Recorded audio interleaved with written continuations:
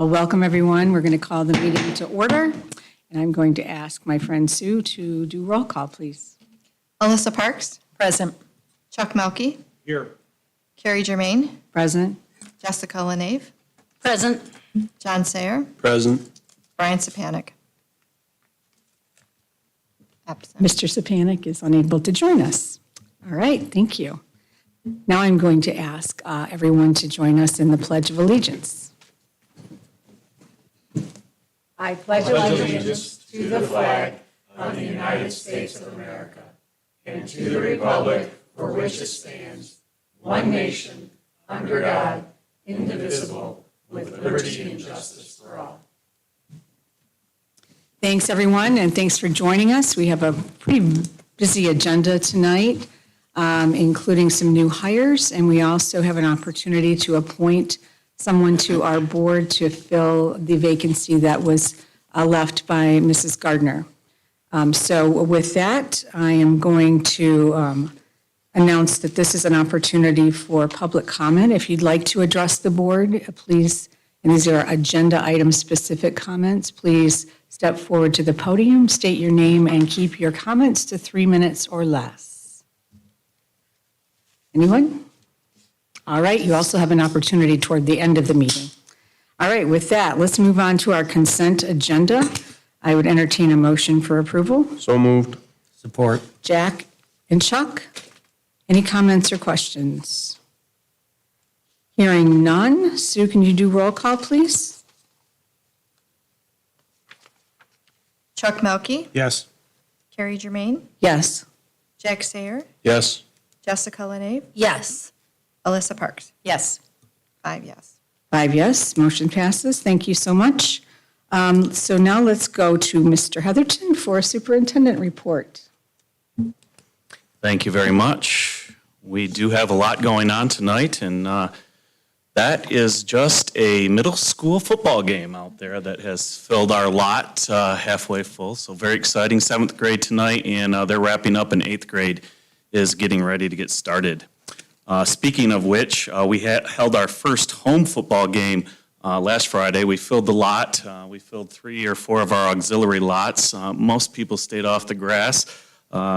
It's been a pretty awesome sight to see that filled up. I'm guessing about 1,200 people showed up at our home game. And this Friday, the 3-0 Dragons are taking on the 2-1 Fenton Tigers for a big key matchup in the Metro League. So I'd like to see 2,000 people out there this Friday. So if you're interested in a Friday football game, come early. The lot fills up, and it'll be a great time.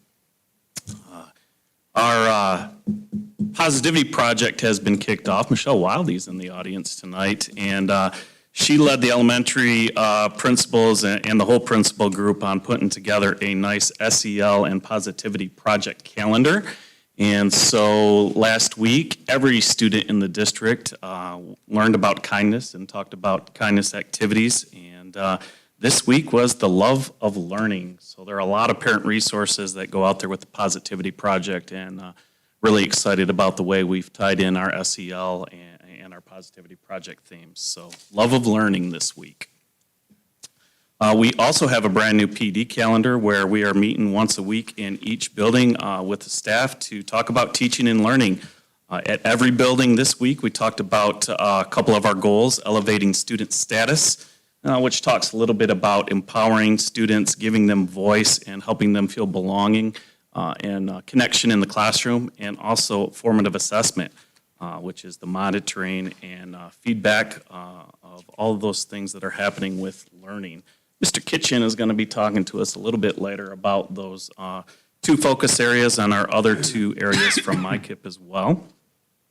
Let's see what else. Abatement is going on at Mary Crapo. I know Chuck's going to touch on that in his subcommittee report, but I did get a couple of questions about bats at Mary Crapo. We do not have bats at Mary Crapo. What we actually have is chimney swifts.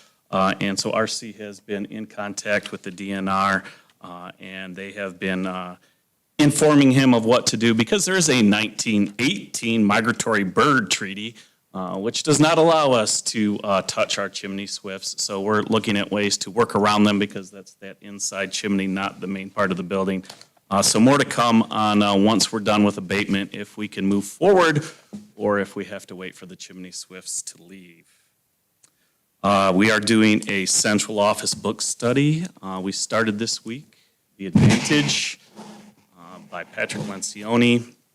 We had a great conversation about culture. We had a great conversation about organizational health and really talking about how a healthy organization trumps skilled and smart people. And so we're just diving into that and pretty excited. We had a great first conversation, so I'm excited to lead that. And finally, we just released the next big part of trying to impact kids with ESSER money, and that is our targeted tutoring program. We just posted 40 positions for targeted tutoring. It will be a 10-week program in the first semester. Teachers working with groups of 4 or 5 students, 5 at the most, 10 sessions over 10 weeks minimum. They get a stipend for that, and that will take place across the entire first semester. And then in the second semester, we will repeat that entire process with another 40 stipends to really impact those kids that have been most severely impacted during COVID. So, 40 positions, 4 to 5 kids. We're looking at 150 to 200 kids per semester to be impacted by targeted tutoring.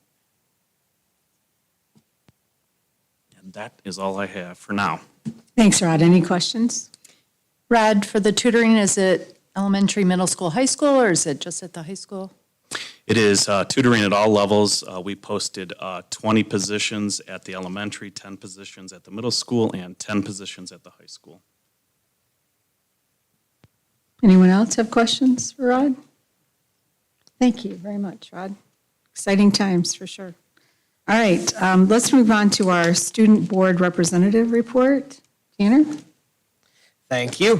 So starting in at the high school, we've been very, very busy. We're all back to school. We're in full swing. Our girls golf team took home another win last night, bringing this year's total to 6 wins to 2 losses.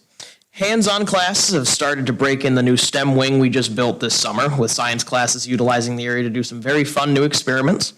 Our varsity football team has remained undefeated with a score of 36-14 at the last football game against Lake Fenton. The next game is this Friday at 7, with the STEAM for the student section being construction. High School Drama Club will be starting up next week with auditions for the Clue on Stage production. High school students have also been talking to college representatives and getting that opportunity during their advisory hour to hopefully get that time to, if they want to plan ahead, make sure that their future is looking nice and bright. Those college representatives are coming into the school once or twice a week. That way they have a chance to sit down and talk with them one-on-one or with a small group, so they're able to plan that next step into their future. And finally, for our high schoolers, the classes of 2024 and 2025 are doing a fundraiser and currently selling a new edition of the ever-popular Creekopoly game that has been going around our community for many years now. Jumping down to the elementary level, the Deacon Siren PTO have had 2 successful family fundraiser nights. One was at Feather and Fin Ice Cream in August, and the last night's family's fun night was at Texas Roadhouse for a family dinner night. And off at Gaines, things are off to a great start, with this year's being We Are Better Together. Teachers have also started the year by spending intentional time with their students, building relationship and fostering classroom communities with tools such as circle discussions, restorative circles. That way they're able to just connect one-on-one to make sure every peer in the building is feeling like they're connected and they're all part of the small community that it is Gaines. And finally, for our Gaines community, the students are also coming together to support custodian Tony Machura, I'm sorry if I butchered your last name, who is fighting cancer. A benefit dinner is in the works for him on October 2nd at the Gaines Methodist Church to support him on his journey, as he's been a major part of the school and students' lives for many years now. So they wanted to do something a little extra special to get as much money as they can to raise some money to help him on his journey. And finally, wrapping it up with our Virtual Learning Center. The Virtual Learning Center has received a facelift this year with a new addition of new furniture, including a whole bunch of flexible seating to increase the welcoming feeling to students. And they have also heavily offered opportunities to engage with other students and staff in the community, as well as around the building and the middle school building. A goal at the VLC this year in the future months is to foster a student interest in development programs that allow students to be prepared for the future beyond the wall that is the school. And that's all I've got for the student report. Tanner, you do a great job. Much faster than me almost of anybody. He does a great, all of our student kids have been good. Every one of them, we've been so blessed. Can I ask him a question, Karen? Sure, go So ahead. tell me about the Monopoly game. They're expensive. Yeah, they're. Condition of them, so tell me a little bit about it. So I believe they're about $30. I've seen them used on for, I know back in middle school one day they had a day where you would like decorate your room as a board game, and that's when I first saw it. I saw it hanging on someone's door. And so I just kind of looked at it and was like, oh, this is really neat. And it sounds like they're reintroducing it. They're going to have some of the same locations, while some are new. It's basically just the standard Monopoly board that's been completely redone to, yep, for Swartz Creek. It's got all sorts of locations on it that you can find around town, a little bit out in the suburbs areas too. Pretty much anywhere you can think of on Swartz Creek is more than likely on that board. It's a really, really cool looking board when you get a chance to just sit down and look at it.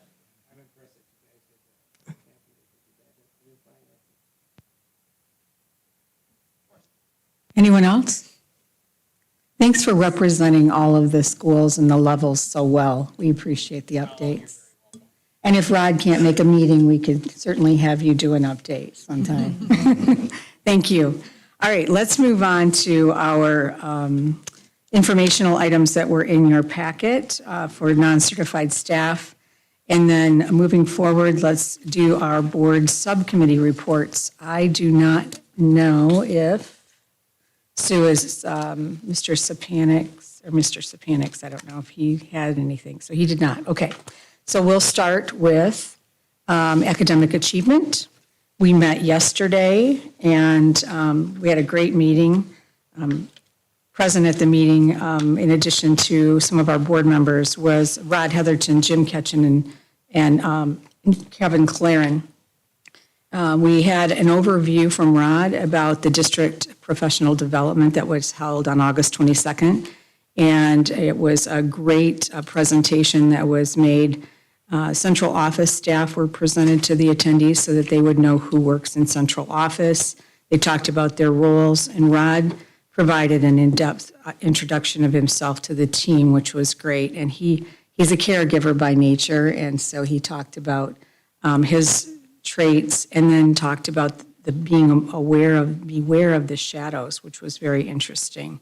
Hopefully, you could share that presentation with the rest of the board if they were interested. And then they also focused on components that were needed for successful teams. Jim gave us an overview, gave the group an overview of the district goals, the reading for MyKIP, formative assessment for A4, student status for CEC4, and then trauma-informed care for MyKIP. We did talk at length about some of the wellness surveys that various districts are rolling out, and that Swartz Creek will keep a close eye on how that's going, and then how we can, as a district, provide those wellness surveys to students and then monitor their progress and performance over time. Additionally, we got a little bit better overview of what Jim and Kevin's new roles will look like. Jim as the deputy superintendent and Kevin as the director of curriculum and compliance. And it's exciting that as roles are transitioned from Kevin for HR over to our new HR director, Michelle Dexter, that he's able to expand some of his responsibilities in MTSS and curriculum. And then Jim, of course, is stepping into the role that Rod has, and he will also be very focused across the district, including involvement in the curriculum and the leadership development and coaching and evaluations that have been going on. And in addition to his continued leadership for MTSS, he will also be participating in the board subcommittees that we have. Lucky you, Jim, you get to be in all those meetings. And then he's also now the district discipline official. And he's going to support the HR functions and labor relations, and then also support Kevin on curriculum development and projects. We didn't have any public comment, and we did thank the team for all their leadership and investment in professional development. It takes a lot of work, a lot of effort, and we know Kevin will be leading that going forward, but it's the commitment that you have to our students that we're so grateful for. And that was it. Any questions on that? And I know we're having an additional conversation with Jim later in the meeting. No? All right. How about finance? Jessica? Actually, I defer to Chuck first. Okay. because Operations went first. and Okay. he'll cover some of this stuff. Great, sounds perfect.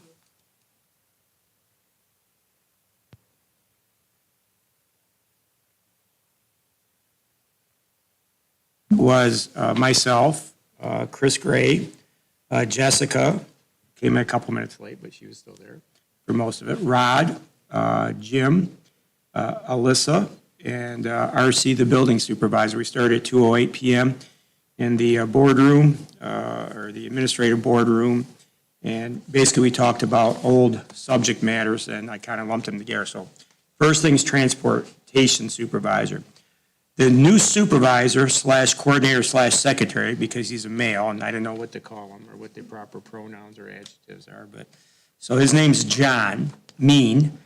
He's been appointed to fill the outgoing spot for Mary Penrod's position, which we all know that's very important. And according to RC, he's working out very well, and RC's happy with his work product in that position for the district. And Mary is staying on, I believe, and I might be wrong on the date, but right around till October 1st to make sure there's a smooth transition. So that's good. And the other good thing is that although a lot of districts are having problems, we're at full staff currently with our bus drivers, but we could use one or two more. Full staff was what we figured our minimum full staff was, which was 15, but we're still looking for one or two. So if anybody's interested, or spread it out to the community. 2, Mary Crapel, which Rod touched on. The work is going smoothly as far as the asbestos being removed, permits pulled. Hopefully, the demolition was going to start within the next week or two, but the migratory birds have taken roost at let me give him a boiler room. And the boiler room, thank goodness, is separate from the rest of the building, but demolition may be delayed for a few weeks to the birds either leave, or if we get a permit saying that we can work around the boiler room. So anybody's familiar with Mary Crapel, the building is horseshoe shaped, and to the south of the building is another small brick building which housed a boiler room for years. So that's where the birds are at, and they thought it was bats, but it happened to be a bird, and the DNR is kind of tying our hands. So that's going to be a little snafu. I know a lot of people are asking me when it's coming down. I should add, though, also, Corey, help me out with her last name. The young lady that was here, I took her through 3 times through Mary Crapel. No, Cora Alexander. Cora Alexander, yeah, she's done all her videotapes, and she's going to be doing a presentation on the closing of the building and the history of it with some comments. Morris Playground area, there's a snafu there because when the parking lot was redesigned, they had to cut out some of the playground area. So due to the new design of the parking lot, the district lost a lot of space for the playground. The maintenance department, therefore, is going to reconfigure the size and has to put up a new fence along with other new equipment. The cost total for everything, the fence and the equipment, is going to be between $45,000 and $50,000. And we do have some money coming in from donations, which I believe is here today. And then the high school gym. The gym is near completion and should be done at the end of September for full use by the district students. The locker room should be done shortly thereafter, approximately 2 weeks, so into the second week of October. We had no public comment, although our meeting lasted for a long time because we had a lot to discuss. Committee discussion was on several issues, the building sinking fund, the capital improvement funds, which are okay, but we need to set some money aside for some more hard structures and things that we need to do that weren't in the bond. The major concerns were over some of the parking lots that were just redone. Just a few minor things have to be fixed in that. The new cooling system at the middle school, we're having issues with that where it's not working, not due to our fault. Potentially it was the installer. And other than that, though, and small parts of the roof, which were recently replaced, we still have some leaks. And there's also an ongoing problem with the Train Bulldog heating cooling system in several of the buildings. Hopefully, we can address that. We addressed it today at the buying committee. And the discussion took to about 3:45, and we adjourned, and we went to the financial subcommittee, which Jessica led. And any questions? Thank you. Thanks, Chuck. So as Chuck said, we met on Monday, September 12th as well. Present were myself, Chuck, Rod Heatherton, Chris Gray, Jim Kitchen, and R.C. Hunt. She left just at the tail end. So the cash and investment summary as of July 31st, 2022, our general fund was $4,864,008.70. The sinking fund is $1,310,084.53. Food service account is $896,188.20. The student activity fund is $264,580.65. Our debt service is $799,828.98. Our 2018 bond capital project fund is $9,160,237.92, with a total cash and investments at $17,294,928.98. We discussed the check register with no issues. We had no bids and quotes while we talked about it in the operations committee, as Chuck noted. The audit results for our 21-22 school year were discussed. There were no major issues. There will be a presentation at our October meeting with our auditors here. We reviewed the general fund statement of revenues and expenses ending 6/31/22. Our general fund balance as of that date was $7,664,806.07, which was it's 17.8% of our fund balance. We reviewed the food service statement of revenues and expenses ending 6/31/2022, and that balance as of 6/31 was $836,466.23, which was 33% of our budget. That exceeds the Michigan Department of Education's requirements. We did file for and received MDE waiver. That will be a finding in the audit. Part of the reason for that was there was some kitchen equipment that we ordered for the 2022 school year, and yet again, did not get it until this school year. So we had excess in our account when we had planned to spend down more of that.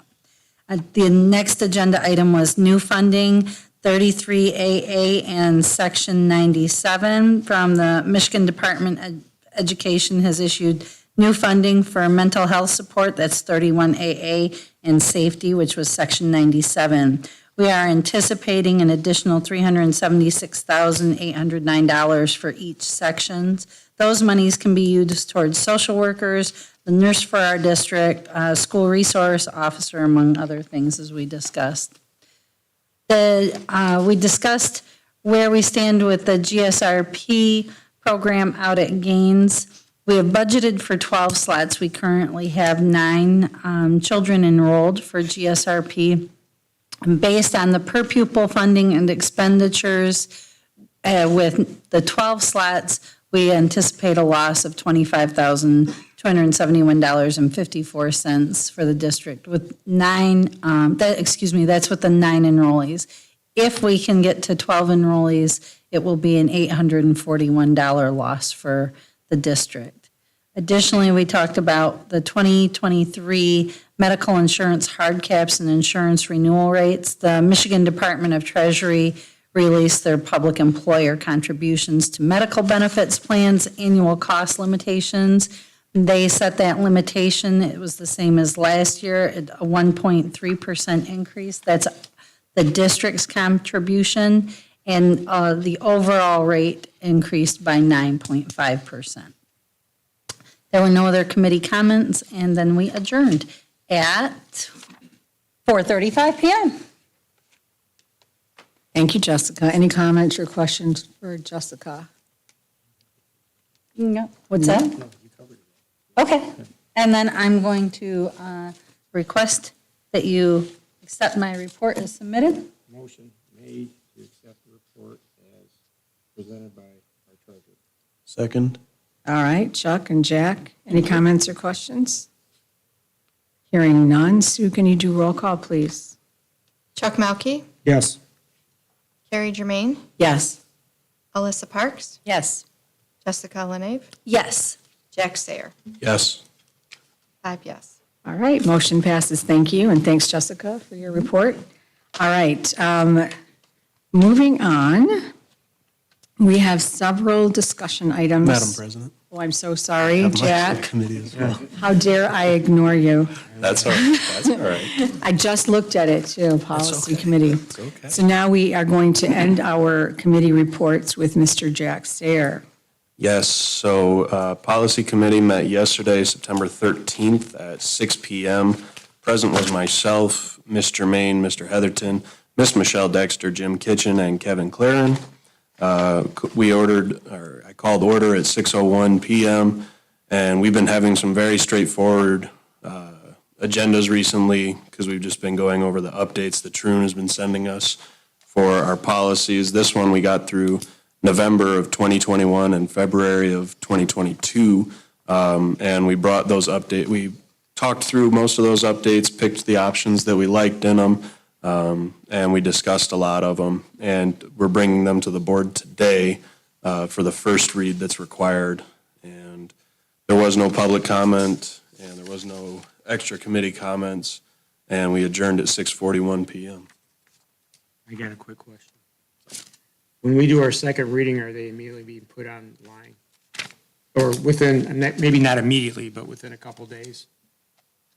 I know you're probably looking at Sue. She's doing that. Sue processes them. Are you doing that, Sue? After they're accepted, yes. Yes. Okay, Working on that. so we're doing it in a timely manner. When they get passed on the second reading, they're getting shifted into the web. Yes, sir. Okay, good, thanks. And she does a good job with it, too. Yep, Thank you. thank you. That was my only question. Thanks, Jack. Thanks, Jack. All right, now we can move on. We have several items to discuss this evening, beginning with our district goals presentation. I would like to have Mr. Jim Kitchen talk to us about our district goals. We have brought to you in previous meetings our MyKIP goals. We've brought to academic achievement over the last 5 years, different areas of focus that we've had with 5D.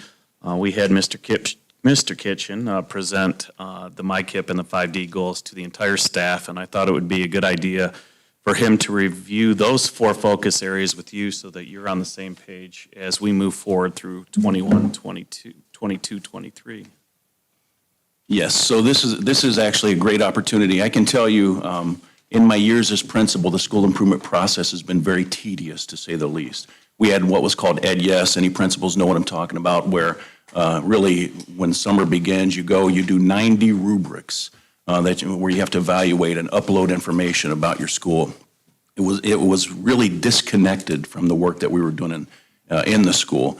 And we believe and feel that this new MyKIP process is very positive, and it starts with the district level, and then the district sets goals, and then the buildings put strategies together to meet the goals. And so at our May meeting, our May MTSS meeting, we talked about 4 goals that we would like, and then Rod had the idea of, hey, let's really focus our staff around these goals. And so he gave me a half hour during our first PD day back, and I think for the first time ever, we had an opportunity to really focus everyone in on what our priorities are in the district as these goals. We've stated everything that we say, we do, the money that we spend needs to support these 4 goal areas.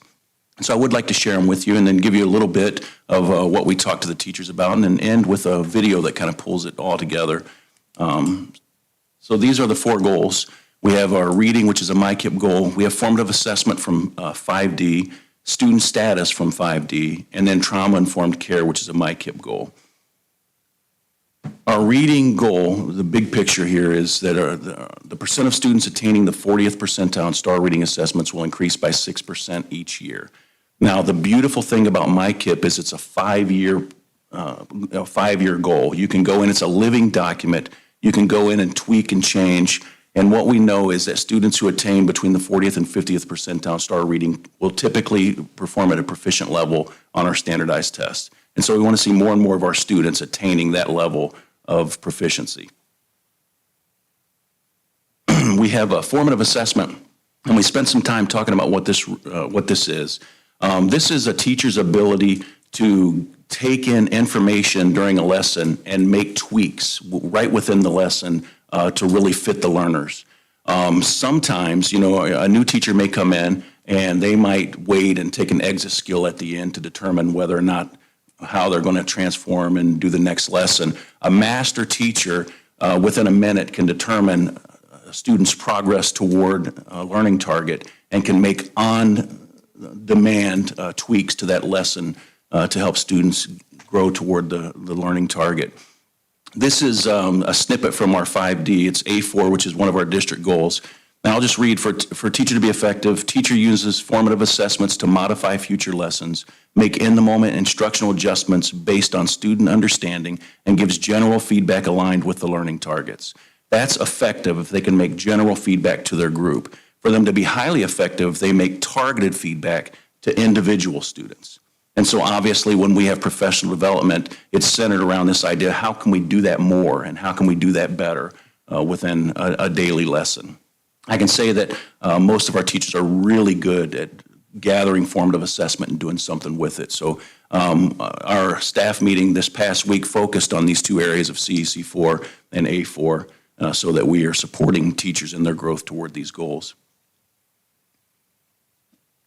Our next one is student status. This is very important to us. Really, this centers around relationships, and we wanted to continue with this focus. The big piece here, an observer would go in and they would monitor the interactions between students and student to student, student to teacher, and the observation that all in the classroom are valued for their contribution. That would take a teacher to the effective level. For a teacher to get to the highly effective on this indicator, they would have to create opportunities for student status to be elevated. And I'll show you what that means when we get to our video after I talk about here our final goal. And you've heard this for 3 years now. It's our trauma-informed care. And the language in our MyKIP is, as written here, our district schools will become trauma-informed organizations that effectively support children by June 2nd, 2026. We shall accomplish this through authentic implementation of specific classroom, building level, and district systems that will serve to reduce office disciplinary referrals and suspensions. This is the meatiest part of our MyKIP. We really have lots of information in there. It's a big area of focus for all of our schools when we're talking about wellness rooms. So our goal really is to be proactive in elevating student status and thwarting the impact of trauma. And with that, I'd like you to just watch this 3-minute video that we showed to the staff. I knew showing this because we have such great thinkers that they would be able to do some creative and amazing things. But this really is the picture of what it looks like to be effective in CEC4 and trauma-informed care. Wanting to feel valued. Every child deserves to have at least one adult in this building who knows them by name. We want 100% of our students to feel connected to a teacher in our building, and that's our goal. It was just a matter of how do we measure this? Early in the year, we conduct a teacher-student connection poster activity so that we can determine which students we've connected with and which students we need to work toward connecting with. Delaney is allergic to red food dye. And she also has a pond that she swims in. We take their whole roster of students, we put it up on a wall, and we ask teachers to go through by name and face. Yep, I know this one, this one, this one. Know them all? All by name and face. Yep. I think that was a team goal by the end of the second week. What? Yeah. And a week 2. The activity was based around how well do you know your students. Just through this simple, adding a check mark next to the kid's name that you know by name and face, and then the other categories, academic status, and then a more in-depth personal story about them. She's one that slips under the radar, though. She's pretty quiet. You look at a lot of kids and you go, hey, this student has one check mark. I know them by name and face, but other than that, I don't know where they're at academically. I don't know anything about their personal life. It's probably harder for them to feel valued in a learning environment without that connection to the teacher. So to me, that's what this is all about, a reflective process. How well are we getting to know our kids? And so you don't get to know those students. The stones in the river, that's what I like to call them. They're just letting the water wash over them. We gotta go pick up that stone and turn it over. We want them to reflect, and then it's time to develop an action plan. What are we going to do to make sure that these students are taken care of? We have personal conversations with our students in the hallways during passing time. We also do things like thumbs up Thursdays or feel good Fridays, and we just take a few seconds to have kids share things that they're proud of. To get to know the kids a little bit better on a personal level, just asking them a simple question as they come in the door. Example, last week I started off by just asking kids what their favorite food or fruit was. And then those questions can get deeper to try and get, a little more personal with them. Winter. What is it? Summer? Nice. The students here should be seen as people and not just pupils. The more valued they are for their individuality, the more successful they're going to be in the classroom, the more risks they're going to be willing to take, and that's awesome. We have seen a huge increase in our students' connection to school, with their connection to the teachers, and I think that's probably the most joy teachers have in their profession. Then the real work can begin. Yeah, so that's very powerful. And our goal, even at the high school with advisory periods, was that we can connect each student with a caring adult. And as Travis pulls up this final, because this is really the key, it's a connection that's made with a caring adult. And we care about all of our kids, and we want them all under the care of a caring adult within our buildings. So this is, Rod used the term, and I love it, these 4 goals are the backbone of the Dragon for this year. Thanks, Jim. Any questions for Jim? This is great. The video was amazing, too. Thank you for sharing. Okay.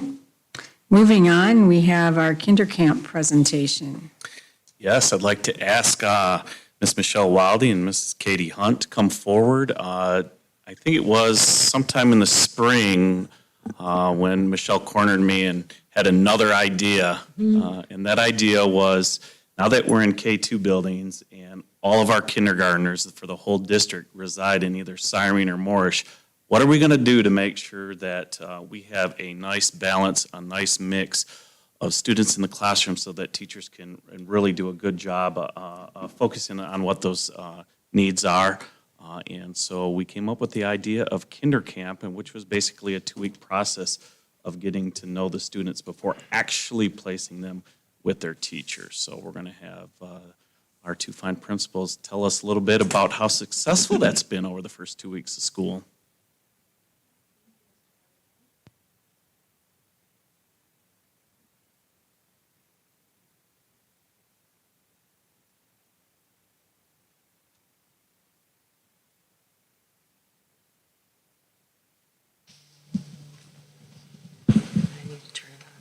Huh?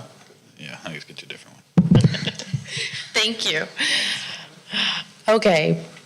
Thank you, Mr. Heatherton. So, as Mr. Heatherton said, this idea was born out of the needs that we saw the previous year. Really, we were blindsided, quite frankly, by our kindergarten group coming to us unknown.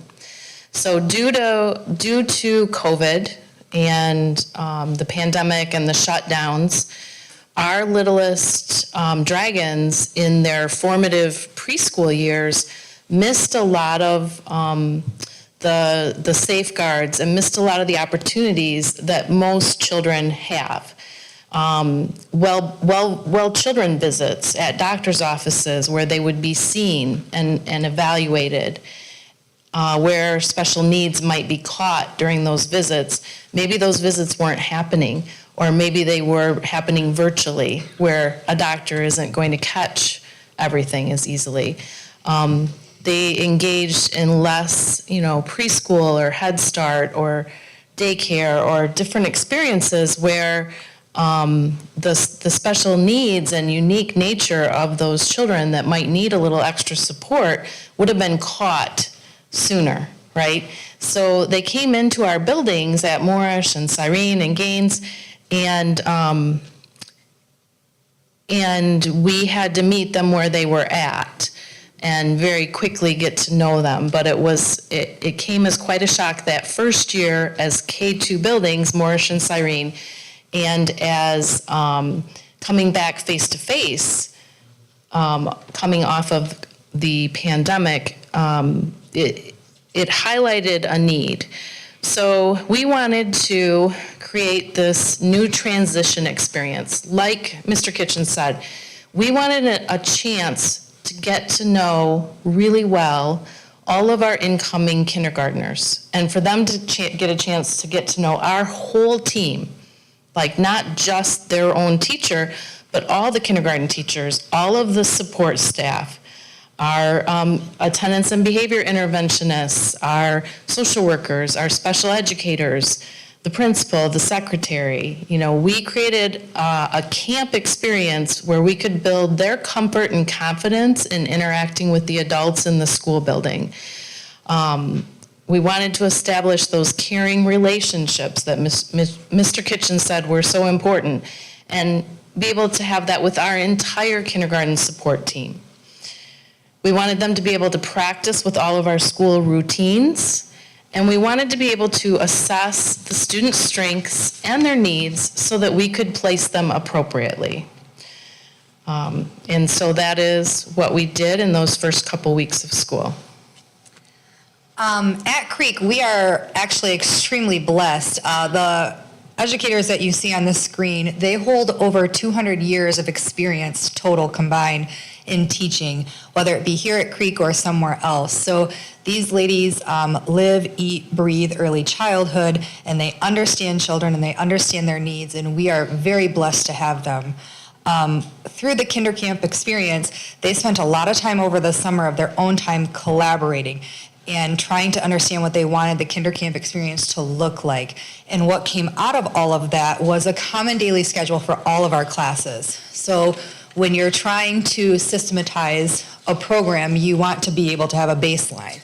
And in order to have a baseline, you have to have a common ground, right, a common assessment. So the teachers really thought it was important that they spent time in the same schedule blocks, teaching the same procedures and doing that in the same manner.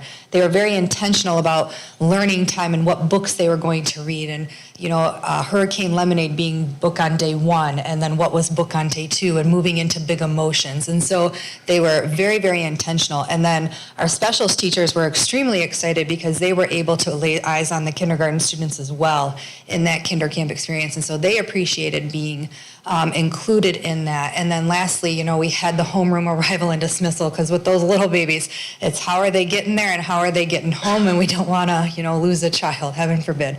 So we made sure that they arrived and they dismissed from the same place.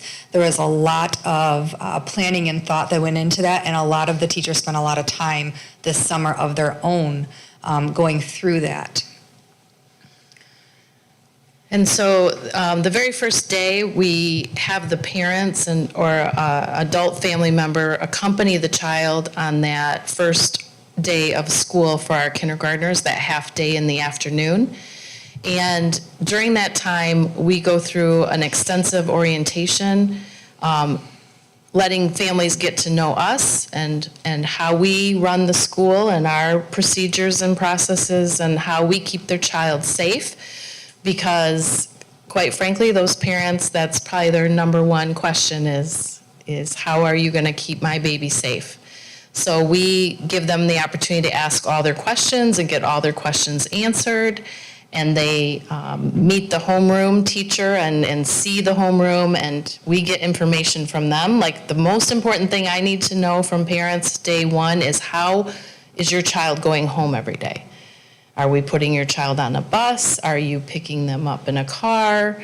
How are they going home? So we do extensive work on getting to know our families and letting them get to know us and our routines and so forth. So we did have to accelerate our Kinder Camp timeline a little bit with the delayed start of school, but we were still able to get in 2 weeks of Kinder Camp prior to our kindergarten open house. And parents were then notified of their final placement, and they were able to visit visit with their homeroom on open house night. So this was the orientation time where parents and their children got to have a snack. This was so well thought out, just our staff even thought about the fact that we wanted our parents to see their children. Can your child open a milk? You know, can they open a milk carton? Because they're going to have to do that at breakfast and at lunch every day. And we have a lot of adults, but we don't have a 1-to-1 ratio to open up milks for every child here. So we practiced with those things with the parents so that they could take even, our kitchen provided a milk and a juice box and a snack item, and they could even take those items home with them to practice at home. We also, we also reviewed with our parents during orientation all of the readiness expectations, and we had done this back in the spring at our kindergarten parent night, informational night, but of course not all parents in March or April or whenever we have that informational night were able to attend, so we reviewed the readiness skills, and these are the things that our staff really looked for in our students.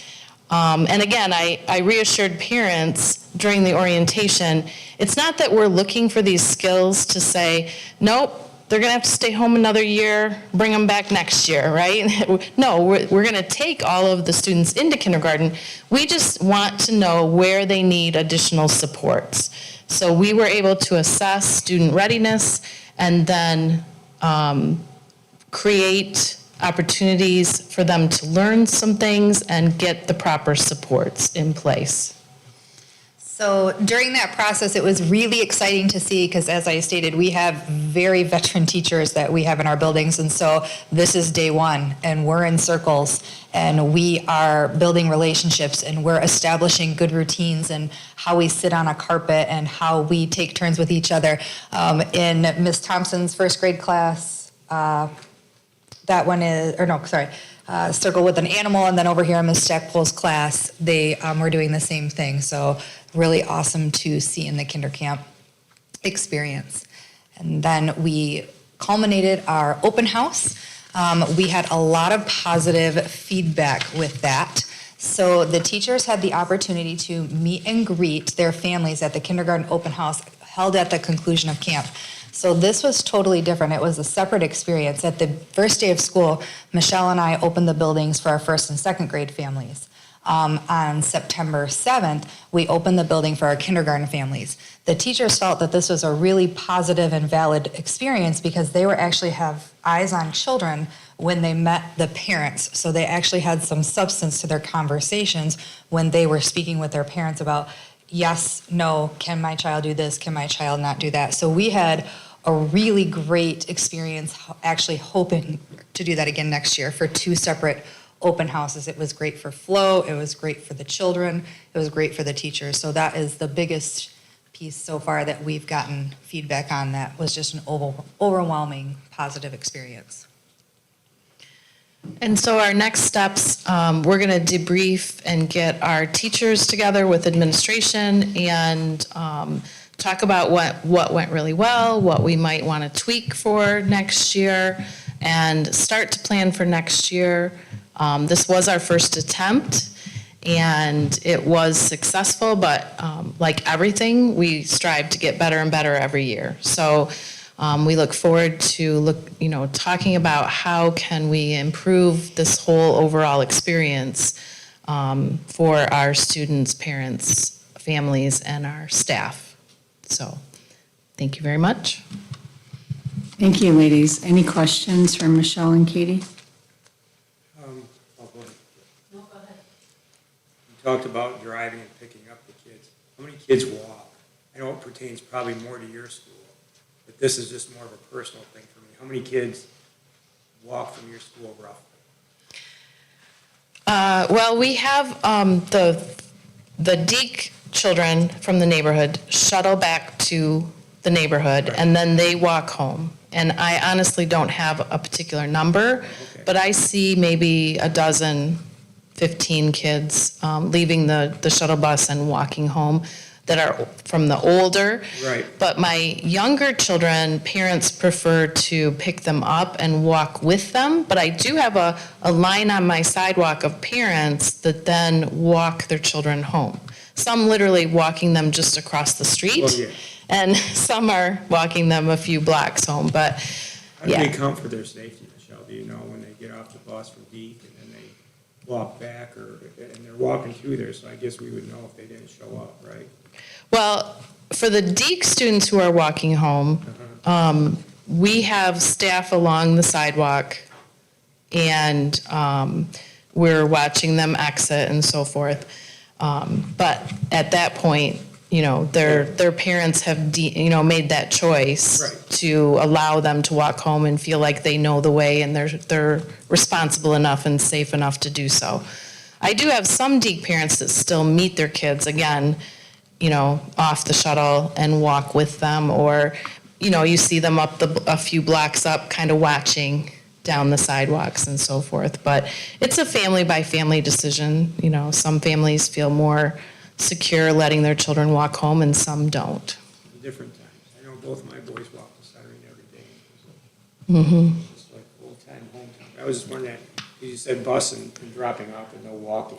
So I just was curious about that and what Yeah. we're doing to ensure everybody's safe and we got everybody kind of coordinated. But I know you can only do so much. I appreciate what you do. Yeah, at Morris, Mr. Milky, there's a crossing guard Yes, across so Maple there- Road, yeah. so we manage that very safely. We have probably, I don't know. You probably have more particular- because that subdivision is pretty big. It is, across it is a street. lot of the families with the subdivision, as Michelle said, it's a lot of the parents that come across. Yeah. And with their safety, we have them, the walker sign designated, they know they're supposed to hug the building and ride that loop right back to the bus loop, so everything is safe and secure and supervised by the adults along the sidewalk, and the crossing guard gets them across Always wanted a Maple Road. crosswalk there up above. That would be fun. I always wanted a crosswalk there. All those years I've been in this district, I thought we should always have a crosswalk. Yeah. Going to that subdivision. Yeah, like a Kids little would love catwalk. it. Yeah, And no. it'd be safe. Yes, very safe. Thank you. Thank you. Thank you very much. Terry, if I Go ahead, All I wanted Jessica. to say is, awesome. Oh my God, so excited, and I'm so thrilled to hear how all the teachers work together. That collaboration, I know that's what, through academic achievement and just being here, that we've strived to have that happen. And the impact that it makes on our kids and our families is tremendous. So thank you for doing this and doing something new and having such a great idea. And I want to echo that, but I hope we're planning to do this again. And it's just a great concept. I do have a question, just a clarification. So the students don't know who their teacher is going to be until you've done that assessment and matching? And how are the families adapting to that? Because I know that's one thing that I have kids with kids. That's the first thing they ever want to know is, who's my teacher, who's my teacher? It actually went rather well. We appreciated it because they didn't feel tied to a teacher. And so that actually helped the kinder camp process because we identified them as their kinder camp counselor. And so they were okay with that. And when you look at it, the classes, the whole purpose was to kind of balance out, needs, academic, social, and all of those things. So the majority of the children didn't move. So if you were in, a classroom, that ended up being your classroom teacher. So there was very strategic moves that happened out of the end of that. But it went really well. We appreciated that because it gave us that flexibility to meet their child's needs, and that's what they were looking for. They just wanted the best placement for their kiddo. And we appreciate you doing this, and please thank the staff on behalf of the board, because this is really innovative, I think. And we'll be anxious to see what difference it makes in terms of the relationships with the teachers and maybe the families. So thank you so much. All right, thank you. All right, moving on, we have the first reading of our November 21st, and number 21, and 5407 policy updates. Yes, so in your packets, as Jack said, at policy, we went over the November 21 packet and the February 18th, 22 packet. It's there for your reading. You'll have that packet for a month. Our next board meeting, I think, is October 12th. Just as we've been going through the packets on October 12th, we'll go through our second read and adopt those packets and move on to the next. Any questions from anyone? Jack, any input that you'd like to make before we move forward? I would just say that the policy committee spent a good amount of time on these, going through them, making sure that there was a very good consensus on the decisions that we chose, and nothing was taken lightly. I guess I could go over the colors, because we had questions about that. If it's highlighted blue, that was an option. If it's red, that was required, and then if it's green, it was an important thing from Troon. And there is one section that's blue highlighted and also red, which means that there is an option in there and we're required to have it by law. So I hope that clears it up a little bit. If you guys have any questions, feel free to ask or email me. And it's challenging to read, as Jack said, because it's blue and red. It's pretty straightforward, if I may add. And there was one point of clarification we were going to get from Troon, correct? On one of the human resource background checks. That was the green text, I believe. Yeah. Yeah, because there were some questions about may versus must, and it wasn't clear as to exactly which type of offensive person they were referring to in that confidentiality piece. So we're going to get a clarification on that. So go through the colors again for me. So, Yeah, just because I'm getting a little, yeah, so blue highlighted means that there's an option. and And then red means that it's required by law. So that red text there, Yep. we are required to have that. okay. If it's And that highlighted was- blue? And who came up with that, Troon? True, yes. Okay, so they're giving us this language for us to enact in our policies. The red is by law, yep, I'm just making sure. The blue, Yep. if it's highlighted Yeah, as long blue, as it's MCL, I'm just making sure, yep, okay. if it's I'm voting highlighted on it, I blue, don't want to vote on something that's illegal. yep, if it was highlighted blue, it was an option. And then there is a section that is red text highlighted blue, Right. which means that there is language in there required by law, and we were able to make an option on it. What was the green again? The green means that it's important, there was no option, and I believe not required by law. But it was just important, I believe is how it was described. Troon just said they wanted to bring your attention to it. They thought it was noteworthy, but it's not required by a district, and what pages have the green in it? There's only one page that has the green. That's the one I can't find. It's towards the back. Is it, do you have a page number, Carrie, or is it? It's before this.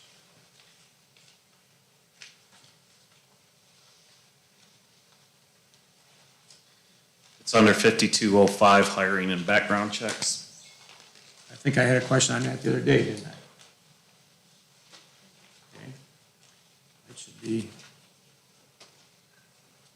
I'm missing it. But I'll get to it. Bear with me. Just a reminder, this is just your first read. We're not taking any action. That's true. I can vote yes on it and then research it on my own. You said 4205, correct, I Ron? think he said 5205.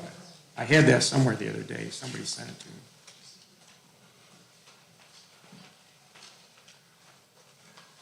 And we discussed, because I was concerned about background checks and criminal investigations and who we're hiring. 4205, okay. Okay. That's the only one I can't find. Question about process? Oh. If I'm I don't see it remembering. in green. Yeah, I don't see the green. I'm having a hard time. What is it, color is it? it's not 4205, Ron. Yeah. Or it might be, but it's not green for me either. Okay, the district will appoint. No, add the position or individual is authorized to use completed fingerprint background check, have appropriate access to background checks, and directly involved in evaluating persons' qualifications for employment. All right. I'll go along with that. I just want to research that more because I don't see any green. Maybe they put it by blue by mistake.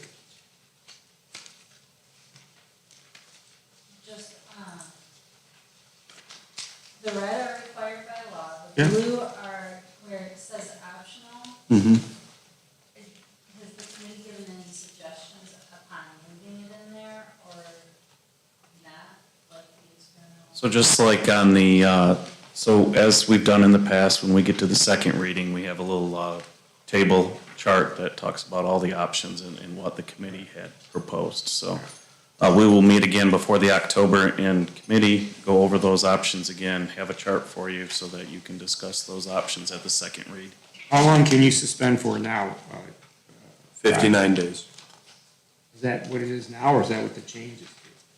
I thought it was 30 days.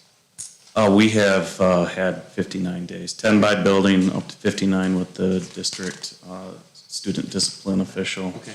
And then the board gets 60 up to expulsion. Okay. Thank you. Them were the two big ones I had on that. Okay. Mine doesn't have green either. Yeah, I don't, you guys are making me search for things. On ours from last night, Jack, they're Yeah, green, but it was there last it's night. red right now. It's just not here now. So I think on Carrie's, the green was the confidentiality Yes. section, Yes. and the language right before it. So if anyone's curious and want to look at those are green. It's under When we do a background check, Rod, and somebody doesn't look right, 42. our officer looks at that, is that going to be you, or is that going to be human resources? Or is it going to have both your names? Human Resources does all of the background checks for all employees. Right, but then they have to report it to you, hey, this guy or this gal has a misdemeanor or felony conviction? Correct. Okay. But they're the only ones that are going to see the police report on it or the criminal history check. Correct. Okay, that's what I need to know. Okay, thank you.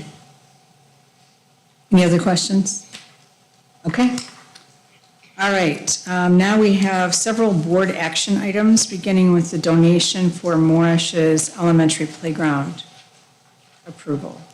Yes, tonight, for your approval, the Morish and Elms PTO have been working together to raise funds. They know that they've been working on playgrounds and activities, and so there is a $10,000 donation that they would like to present to you for your approval. All right. Anybody here representing them? I'm sorry? Was anybody here representing them? Anyone other than The document? I'd like to 80? slap them or give them a hug or a handshake. That's a lot of money. 10 You grand. can give Mrs. Purr a high five. Okay, she's behind that or allow it to do with the parents there? Okay, good. That's a lot of money. No, we appreciate it very much. So they've been working really hard on that, and we're excited to have that. Okay. Thank you. With that, I would entertain a motion for approval. So moved. Support. Chuck and Jessica. Any comments or questions? Thank you. Be it resolved that the Swartz Creek Community Schools Board of Education approves a donation from the Morish Elms Road PTO Group for the Morish Elementary Playground in the amount of $10,000 as presented. Sue, can you do roll call, please? Jack Sayer, Yes. Jessica Lenave, Yes. Harry Jermaine. Yes. Alyssa Parks, Yes. Chuck Melkey. Absolutely, thank you. 5 yes. Motion passes. And thanks to our PTO groups for this very generous donation. All right, moving on, we have the approval of PAT employment. Yes, I'd like to ask Mr. Stephen Clark to come up to the podium as I say a few words about him. And then we'll let him say a few words about you, and I'm sure Carrie will ask her famous question, which I did not prepare him for, so. Good, thank you. We had a great time going through this process, and Steve was a very exciting candidate. He comes from Carroll High School, where he's been the high school principal for 8 years. He's been involved in other schools as an assistant principal and teacher. He really impressed the committee with his intelligence, his calmness, his ability to coach teachers. He has an instructional coaching background, and he just really impressed everyone on that committee about what he could do to make an impact on Swartz Creek High School kids. He comes with a degree both from CMU and Saginaw Valley State University. And so we are excited to present him to you tonight. Steve, you want to just give any other background that I didn't put in there? Yeah, thank you again. I'm so excited to be offering up here. I've got my wife, Jolynn, in the audience, who is also a high school principal. So our conversations at dinner are super boring. Or exciting, just depends on the day, I guess. But other than that, it's just a joy to be a dragon. So thank you very much. And you wore red, yes. I did. Great. You'll see a lot of red from me then. So let me ask the famous question, and I'll ruin it for our other candidate. So why did you choose Swartz Creek? What brings you here? You know, the reason that ultimately I decided to is the culture that's here. Everybody on the committee that I met it just felt like a family. And that makes working just so much of a pleasure. I love working with kids. I love working with teachers. And everything I've seen so far and everyone I've met so far has just been so welcoming. And I'm just looking forward to digging in and getting to work. So. And we look forward to getting to know you as well. So Thank you. Thank you for that. Thank you. With that, I would entertain a motion for approval. So moved. Support. Alyssa and Jessica, any comments or questions? I will just say, I'm sorry, go ahead, I'm sorry. This is a personal thing, not a, so I was raised in, most of my family is still in the Thumb area. Okay, yeah. So I will just say that Swartz Creek is similar to the Thumb, but Okay. bigger. Yeah, perfect. But the feel is exactly the same. So if you like the hometown feel, you're in the right place. Perfect. Yeah, looking forward to it. Start date, we have worked with Steve in his district, and we're planning on a September 29th start date. And we're getting in the works a time for the high school staff to meet Steve and get to know him a little bit before then. Okay, I just wondered, being a current principal, how long the start time would be, and even that school in the lurch, sounds like, or I don't know, or hopefully they got somebody in mind. I think we've got a plan in place, so, Good, yeah. that's good, that you care about that. too. Oh, yes. Thank you. I hope you're ready to fill some very large shoes. Very large, physically. How many children are at Carroll? This year we're at 430. 430, so you're gonna be double. Yep. Okay. Looking forward to that Okay. challenge, yes. All right. Thank you. Thank you. Be it resolved that the Swartz Creek Community Schools Board of Education approves the pat employment of Stephen Clark, principal of Swartz Creek High School, as presented. Sue, can you do roll call, please? Alyssa Parks? Yes. Carrie Germain? Yes. Chuck Melkey? Yes. Jessica Lenave? Yes. Jack Sayer? Yes. 5 yes. Motion passes. Congratulations. Thank you all so much.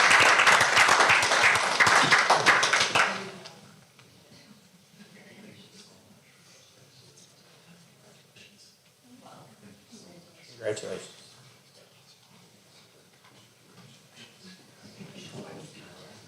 I might add, Terry, if you don't mind. Steve, before you sit down, you know as well as I do, in a school district this size, superintendent, deputy superintendent, next most important position, and people have differing opinions, is the high school football coach or the high school principal. So not only do you have big shoes to fill, but you have a big position to fill, because that does a lot for the district, is having a key position there. So hope you represent us well, I'm sure you will, and congratulations. Thank you, appreciate it. All right, next we have approval of SCEA employment. Yes, I would like to ask our Student Services Director, Sean Kovach, to come up, and she is going to introduce our SCEA candidate for your approval. Good evening. We bring to you tonight Jamie Scrivener. She has 17 years of teaching experience, with the majority of it being at the GISD, with a focus of the last 3 years as a teacher consultant. This is going to serve wonderful for Swartz Creek, as we are offering her the elementary level teacher consultant position. So not only will she be serving all of our elementary students with special needs, but she will be able to continue to work with the ISD in the Early On program, the Early Childhood program, as well as all of those in need at the Little Dragon Center. So she will be residing at Moorish, but as you can tell, she's going to be a very busy girl. What's she gonna do all that? Here's Jamie. I am really appreciative of this opportunity to serve in my community, that my children go to school here, and my husband and kids back there have been raised in this area, so I'm really excited to be part of the community. So other than maybe the obvious, what brings you to Swartz Creek? So the obvious is my family, right? I haven't grown up in this area, and since I moved over to this area many years ago, I've just noticed it feels like home to me.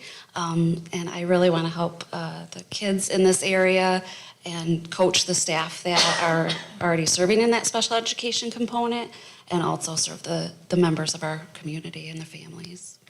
Thank you. Thanks for that. Yes. All right, with that, I would entertain a motion for approval. So moved. Chuck? Chuck and Alyssa? All right. Any comments or questions? Yes.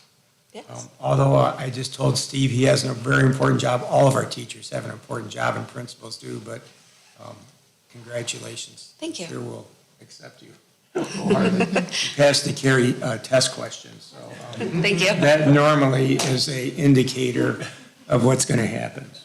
Thank you, but all of our positions are important, thank you. Absolutely. Any other comments or questions? All right, with that, be it resolved that the Swartz Creek Community Schools Board of Education approves the SCEA employment of Jamie Scrivener, elementary special education teacher consultant for Swartz Creek Community Schools as presented. Sue, can you do roll call, please? Chuck Melkey, Sure, yes, absolutely. Jack Sayer, Yes. Carrie Germain, Yes. Alyssa Parks, Yes. Jessica Lenee. Yes. 5 yes. I voted Motion 3 times. passes.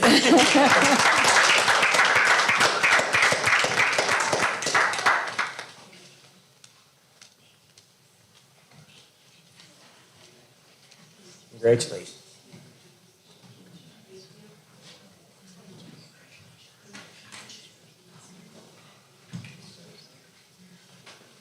All right.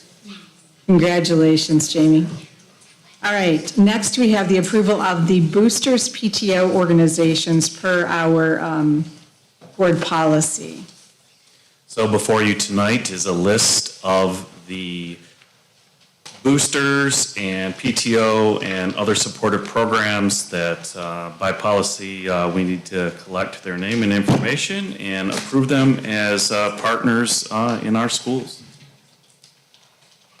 All right, with that, you can see the long list of folks that we'll be approving tonight. With that, I would entertain a motion for approval. So moved. Jack? Support. Jessica? Any other comments or questions? Here, Just a Go ahead. couple things. Mhm. President, treasurer, they're going to follow all our rules and not embarrass the school. They actually have their own internal rules, right? 'Cause I know we've had a couple organizations that sometimes had issues with lost money or whatever it may be, so we're not held accountable for any of this. Yes, they are still their own entity. They're just agreeing to give the information to us so that we can track their organization and be partners with them. But they continue to hold their own function. Right. Thank you, Rod. I just wanted to clarify that. Thank you. One more question.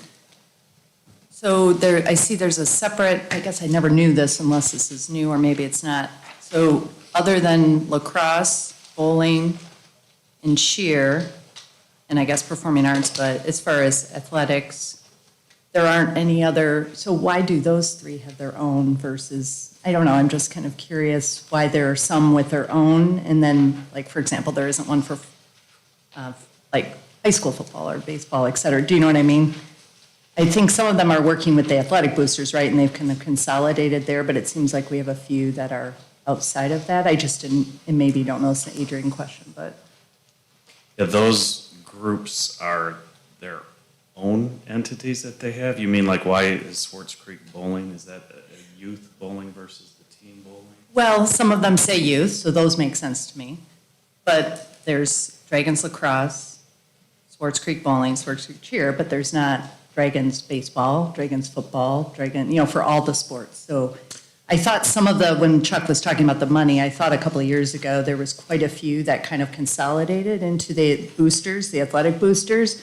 And I wondered if these groups are separate, and there might be good rationale for that, but I was just curious why only some of the sports had their own. I'll have to ask Adrian. The only thing that comes to mind is all those groups that you just mentioned were formerly clubs, so they probably had their own organizations. And they probably just continued for whatever reason. Okay. Rob and I intervened. I know that with the athletic boosters, some of them, a few years back, they were upset over that some money was going, they made a conglomeration, and some people were saying that money was set aside for wrestling or for basketball in the high school things. So I don't know if that's still an issue or not, Rod. I didn't hear anything about it last year, so I think it's kind of resolved itself. So I don't know that. Well, for example, I know about That- this that's like much, boosters. but all the Public concessions for those, I think, are run through the boosters. So it's not like each club or each team doing their own, they all help, but it's kind of coordinated, I think, through the boosters. That's why I was just curious about these few, but maybe there's more than that related to it. I think it is just because they used to be clubs, because I know that for lacrosse, we used to have to pay out of pocket for almost everything, back when it was just a club. And then when it came over to be an actual school sport, the athletic department picked up a lot of it, but there is still some that the lacrosse team, they still pay for themselves. So the pads that we all used to wear for some of us, I believe the school provides the helmets now. But that team still buys the sticks, all of the pads, just about everything. Yeah. So Okay. that could be part of it as well. Just curious, if there's efficiencies that could be made with it going together, and like Chuck said, funds, even though we aren't responsible, kind of different. The more people are collecting money and money is moving, the more risk, I think. But I don't have any concern, I was just curious. Thank you. And do the music boosters or the former music boosters or band boosters, do they fall under the performing arts now? Yes. Everything else all together, okay. Oh, I didn't see that. That's good that you saw. I didn't realize that till you just said that, Carrie, so. Okay. I think if I may, in part, this might address it, Alyssa, is that it's my understanding with PTOs, they're not actually parts of the district, they can be partners too. We work in collaboration and cooperation, but they are independent. They have to answer Yeah, they have to do yours. their own 501c Well, or whatever it is. We have a policy about how we expect them to operate and interact and engage with us, but it's up to their personal choice, I could go out tomorrow and start 3 PTOs for something here in the district if I'm willing to fill this out and go through the formal process. Technically, as a district, I don't think we have the opportunity to say yes or no. It's whether or not we agree and accept them as being a booster that we'll partner with or cooperate with. I think that if they use our name though, that's the issue. And I think, Rod, you addressed that the other day for us because you got some language from Troon for us, and you and Sue got it, and I think it took care of it all. You were nice enough to get that, Yep. So that takes care of it. He updated that. Anything else? All right, be it resolved that the Swartz Creek Community Schools Board of Education approves the following booster PTO organizations: Swartz Creek Dragons Lacrosse, Swartz Creek Athletic Boosters, Swartz Creek Youth Basketball, Swartz Creek Youth Baseball, Swartz Creek Youth Football, Swartz Creek Youth Softball, Swartz Creek Youth Wrestling, Swartz Creek Bowling, Swartz Creek Cheer Program, Swartz Creek Performing Arts, Deke Siring PTO, Moorish Elms PTO, Gaines PTO, Swartz Creek Middle School PTO, and Swartz Creek High School PTO as presented. So moved. Support. Chuck and Alyssa. I think we had Jack and I Jessica think we already had one for it, previously. but now that's. Yes, that's okay. Sorry. It's all right. And Sue, could you do roll call, please? Lots of support. Jack Sayer, Yes. Jessica Lenave, Yes. Chuck Melkey. Yes. Alyssa Parks, Yes. Carrie Germain. Yes, thank you. Motion passes. All right, finally, we have the approval of the Calvert Learning Program at the Virtual Learning Center. So as you know, in August, Mrs. Morgan came and presented all of the learning tools used at the Virtual Learning Center, and she talked to you about all of the programming and additions to Apex that we're using at our 612. And the parent program under that is Edmentum. So Edmentum is the parent program, Apex is what we use for 612. Well, all of our many of our pupil accounting and principals and secretaries went to pupil accounting training this week in preparation for Count Day in October. And one of the things that Mrs. Morgan has asked is that we approve the K-5 portion of that, so that as she has been, to her surprise, enrolling not just 6 through 12 students at the VLC, but also K through 5 students. And so the curriculum used for our virtual K through 5 students is also still under the Edmentum parent company. However, Calvert Learning is the specific program, so we just need your approval so that on Count Day, we can count all of those K through 5 students who are in the Virtual Learning Center. With that, I would entertain a motion for approval. So moved. Support. Jack and Chuck, any comments or questions? Hearing none, be it resolved that the Swartz Creek Community Schools Board of Education approves the Calvert Learning Program at the Virtual Learning Center as presented. Sue, can you do roll call, please? Jessica Lenave, Yes. Harry Germain. Yes. Alyssa Parks, Yes. Chuck Melkey. Yes. Jack Sayer. Yes. 5 yes. Okay, motion passes. Thank you very much. We can count those students. That's great.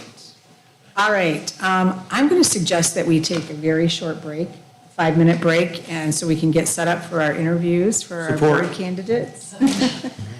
And so let's do that. We'll come back at 7:30. All right?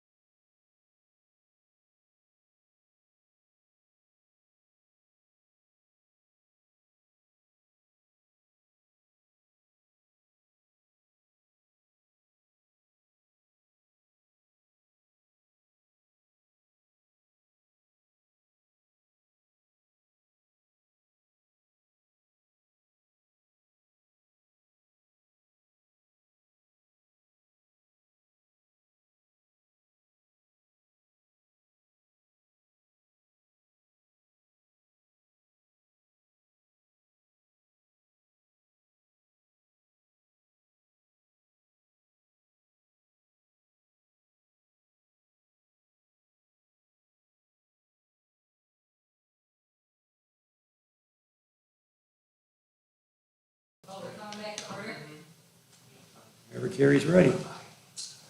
All right, we are back in session. Apologies to the people that are watching. It always takes a little bit longer, and we wanted to allow people to be dismissed to go home if they have busy days tomorrow. So we are at the point of our agenda where we are going to be selecting a new board member. And I just wanted to kind of go over the process that we're going to follow. This is the same process we've followed in the past. We did publish the availability of this opportunity in the newspapers and social media to the community. And the person that's selected will serve beginning today through the end of this calendar year, 12/31/22. We have had 2 candidates come forward with their interest. We've provided them, they are qualified as they live in the district, are qualified to be board members. They received in advance 3 questions to answer. We're going to bring them up alphabetically by last name and give them a total of 8 minutes to answer the questions, which they've already had an opportunity to answer. I will read the questions to them and they can answer them for us. As we discussed at our previous meeting, we aren't going to have any follow-up questions unless we need some kind of clarification. There's a rating sheet that was provided to each board member. They should be in your packet. I'm not sure where it is. Looks like this, everybody, if you want to use it. It reflects each question that the candidates received and then how you might want to score it. At the end of the interview, we will have each of you give us your first and second choices. And with 2 candidates, that will be a little more obvious. And then we will tally those. And my backup mathematicians will be Rod and Sue, so that we have 3 people who are agreeing on the results. And once the choice is made, I will read a motion that reflects our choice, and that is in compliance with our requirement to appoint someone within the 30 days, which we are well within the 30 days from Mrs. Gardner's resignation. And once that choice is made, we will then invite that individual to sit at the board table with us. So are there any questions before we go forward? Everybody good? All right.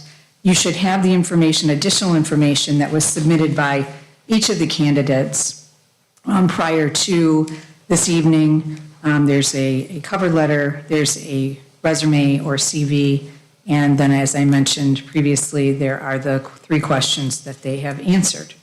So with that, I am going to, and we provided you with some water if you should need it and if you need to take a break. So with that, I am going to ask Alyssa Bouchard to join us at the table. Thank you. Welcome, Alyssa. Thank you so much for this opportunity. Sure. All right. So let's begin. We are very, very grateful to both of you, Tiffany Slates and Alyssa, for your interest in the community, in our students, and for putting your names in the hat. So let's begin with the first question, and that is, please tell us about your background and experiences and why you would like to serve in the capacity of trustee for the Swartz Creek Community Schools Board of Education. Thank you. Well, first off, my name is Alyssa Bouchard. I am a 2013 graduate at Saginaw Valley State University. I have family here in Swartz Creek, so I feel like I have some roots. My dad, he grew up here, graduated in '71, not too long ago. And my grandmother, she actually was an assistant to the superintendent back in the 70s and the 80s. So kind of cool to get back here and talk to all of you. Right now, I work at the Michigan Bankers Association as the Vice President of Communications and Public Relations. And I have a lot of board experience with my position now. I, being the Vice President of Communications, give a board report quarterly to my board. I don't have any voting rights. That's up to my CEO and my president, of course. I also have other experience as well with the Michigan Restaurant and Lodging Association. I worked with them and sat on their board in a communications capacity. I was in San Antonio for some time after college and worked with the San Antonio Police Department and sat on their association board, as well as the Wives Auxiliary Board. I actually went through the chairs there and ended up as president. That was pretty cool. A lot of philanthropy work. Right now I'm currently serving on the Cyrene and Deke PTO board. I just really like to get involved, and I love to get involved in the communities where I live. And I have a daughter in school, so being able to get involved and see where education is moving is very important to me. Thank you for that. All right, moving on. What do you value, and how do you think those values can influence the values of the Swartz Creek Community School District?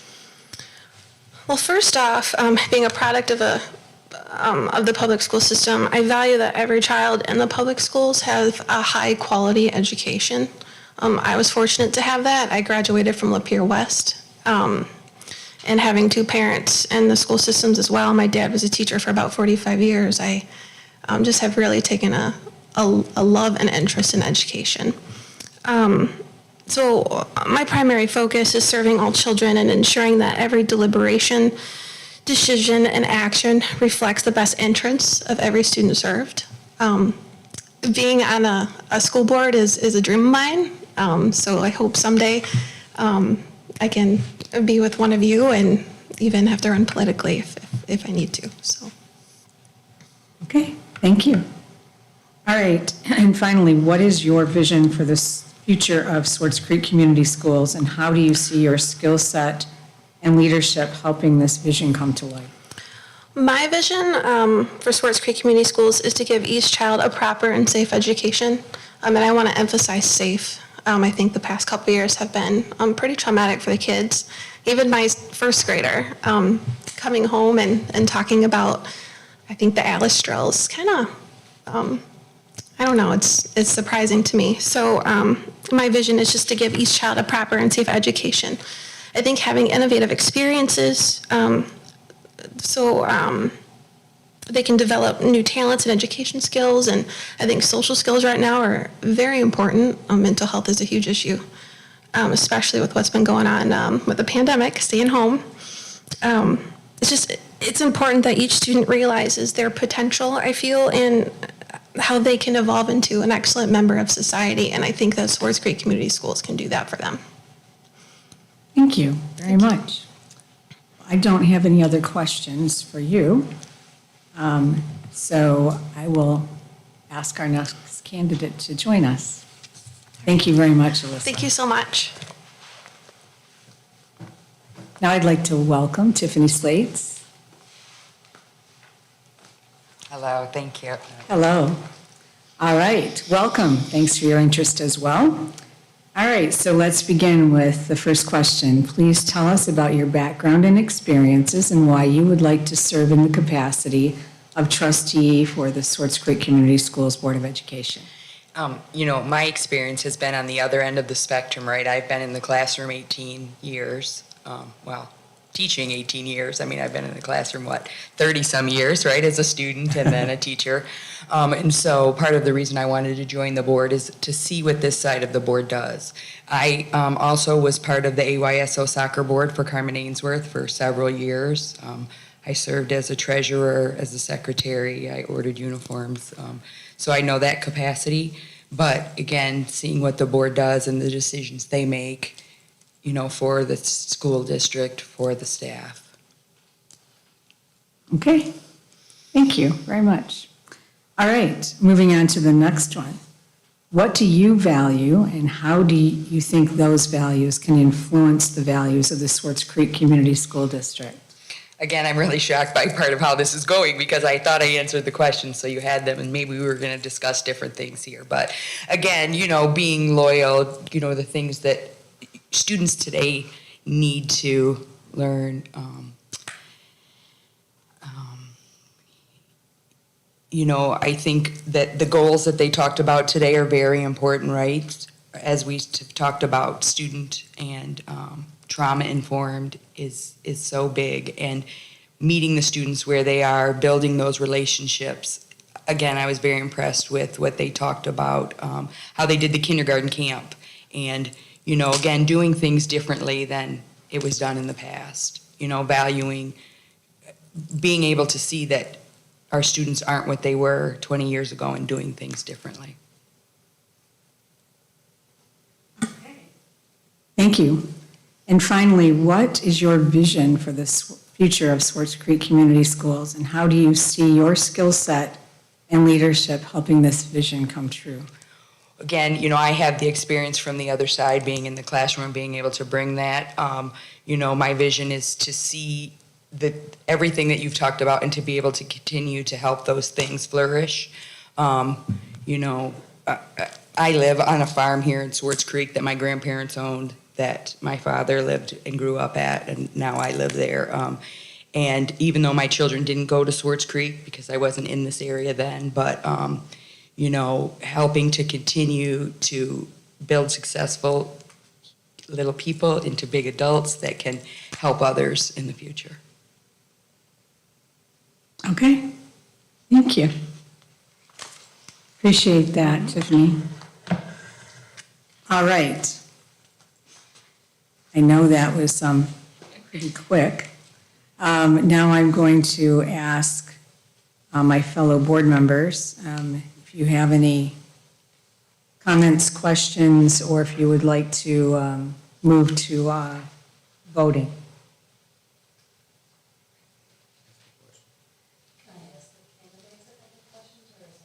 I think we said at the last meeting, if we asked a question, we had to ask each one. Are you willing to answer it? Is that okay if I ask? Yeah, I'm fine with that, as long as we ask both of them. Sure.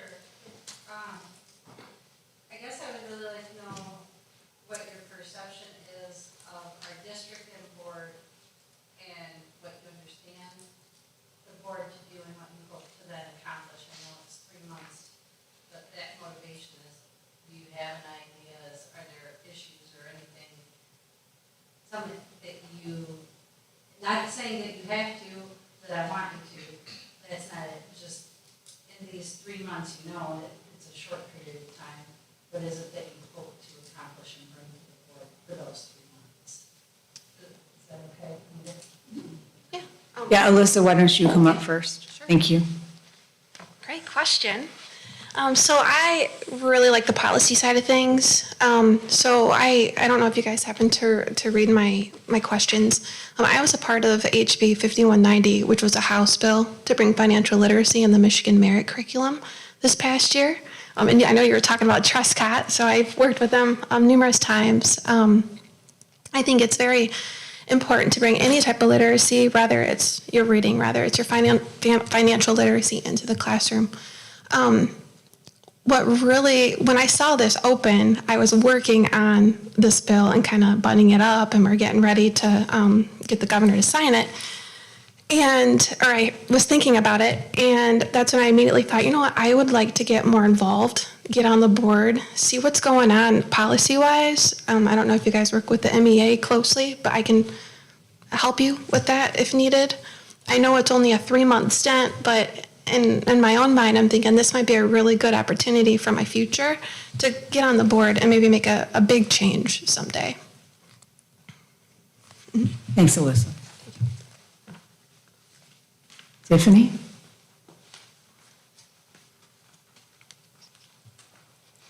I mean, some of it is the same. In the 3 months that I'm going to be here, I'm wanted to see what it's about, how I can support and help the board, and then see about in the future running for my own position to then be able to do more. Okay, thank you. Anyone else? All right. With that, I am going to start with Alyssa, if you don't mind. Yes. Alyssa to my left. All right, so Alyssa, if you could give me your first and second candidates, please? So first of all, also really appreciate both of you. This is how I came here, was appointed through a process. It wasn't quite as long, I noticed. So we are kinder. We had like 7 or 8 people. Yeah, that's true. Here, and it was a That's very long, true. drawn out. But really appreciate both of your interests and thought you both had a lot of strong qualities. So with that said, my first choice is Alyssa, not because it's the same name. Alyssa Bouchard and then Tiffany.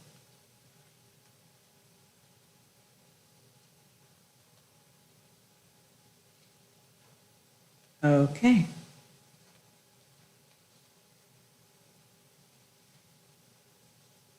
And now Jessica.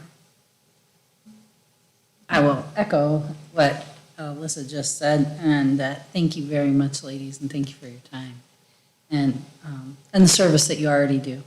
With that said, my first choice is Alyssa, and my second choice is Tiffany.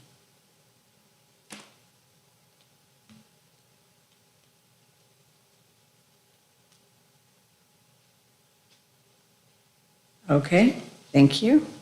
All right, Chuck. Thank you both candidates for coming. I think you're both an even draw. I added up my points and I'm a half a point off. I go by a very numerical point system. So I've got Tiffany, number 1, and Alyssa, number 2. I'll leave it at that, but they're both qualified.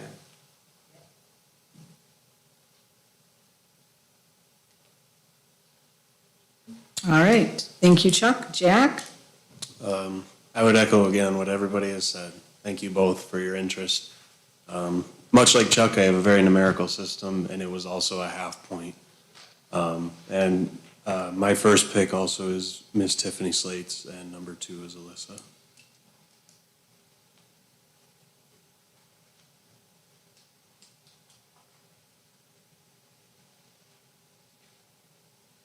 Thank you, Jack. All right. Thanks again, ladies. Really appreciate it. I've been sitting in your seat 16 years ago, and I know what that feels like. So thank you for making the effort to come forward, and I hope that regardless of the outcome, that you both stay very actively involved in the children for Swartz Creek. And I know you already have, but continue that and really doing what's best for children, and we'll help support you doing that as well. All right, with that, I am, this is hard, this is really hard. I am going to choose Alyssa, number 1, and Tiffany, number 2. I wish we could do half people. Okay. All right, with that, I do believe that Alyssa Bouchard is our candidate to move forward and become our board member. Thank you so much. And Tiffany, thank you again. And I do hope that you'll stay involved. And maybe we'll see your name on a ballot soon. It's great to have so many people that are very interested in serving the community. And I won't kid you, it's a lot of learning up front. Don't want to scare anybody away, but it's so worth it to see what goes on behind the scenes and how decisions are made, and to be able to share with others in the community the thought that goes into it, and the amazing teams of people that we get to work with as administrators and teachers and staff, and they all serve the students with the same common goals. So thank you for being here tonight. And so with that, I am going to read, are we correct, Mr. Heatherton and Sue? Am I correct? Okay, just want to confirm. All right, so with that, I do have a motion to read. Whereas a vacancy has been caused on this Board of Education by reason of resignation, and whereas this Board of Education has by law authority to fill a vacancy for the unexpired term thereof, now therefore be it resolved by a majority vote of all the remaining members of the Board of Education of the Swartz Creek Community School District, that Alyssa Bouchard be and hereby is appointed to serve as a member of the Board of Education of this school district for the unexpired term of Alicia Gardner ending on December 31st, 2022. I need a motion. That was Chuck? Yes, so moved, yes, I'm sorry. Chuck. And that was Alyssa supporting it. All right, any other comments or questions? All right, hearing none. Sue, can you do roll call, please? Carrie Germain. Yes. Alyssa Parks. Yes. Chuck Melkey. Yes. Jack Sayer. Yes. Jessica Lene. Yes. 5 yes. All right, motion passes. Congratulations, Alyssa. Thank you, Tiffany. And if you could join us up here at the table, we'd like to congratulate you first, if you'd like to come.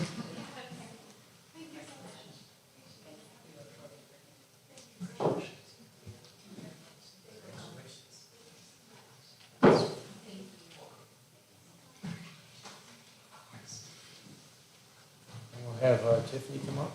Tiffany, can you come up and we can thank you? You put a lot of work and effort into this.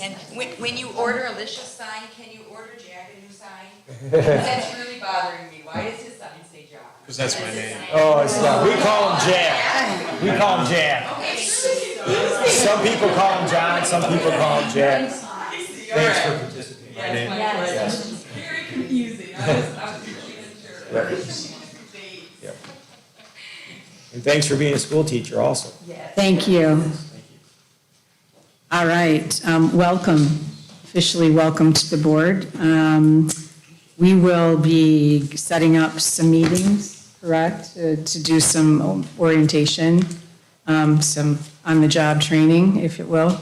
And so make sure that you ask any or all of us questions if you have them. We've all been in your spot, and we're happy to help.